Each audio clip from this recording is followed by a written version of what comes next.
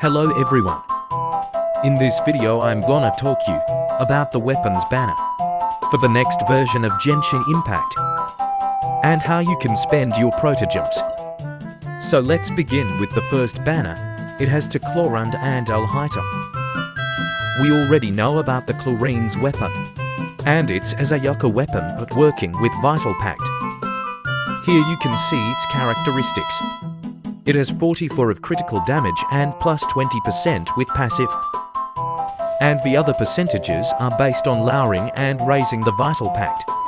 So there is no one yet apart from her who takes advantage of it yet, but it seems to be a very good weapon for future characters who use that. Now let's move on to the chest weapon. That gives us 88% critical damage and a 4% chance, and the other buffs are for normal attacks and are based on the character's elemental mastery.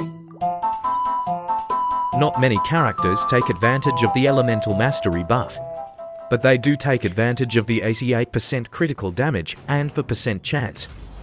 So I can tell you that if you want to wish him this banner, you will win in both ways, and I that you shoot, since there will be no loss. Now let's move on to the second banner, in which we find Furina and Teyvat. If you have Furina, her weapon is crazy on her, but she is very close to being a weapon only for her. But it is the same as in the case of item, since the 88% critical damage is used by many characters. But as you know, a weapon to work better, you must also take advantage of its passives. So I would recommend you only go for his weapon if you have Furina or are thinking about getting her. Now let's move on to Teyvat's bow, which gives us 66% health, which is crazy.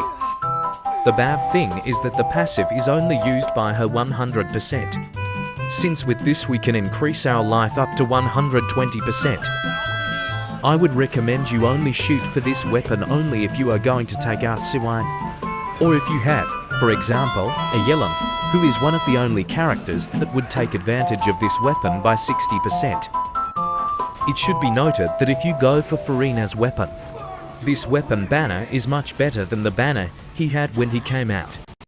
So as a conclusion to this banner, I only recommend that you shoot if you are going to go for one of these two characters. Otherwise, there is no character that benefits much from these weapons. As a final conclusion, I recommend that you go for the Clorinde and item banner, unless you have or are going to take Furina or Teyvat. If you liked this video, don't forget to subscribe, it helps me a lot. With nothing more to say, good luck with your wishes and thanks for watching.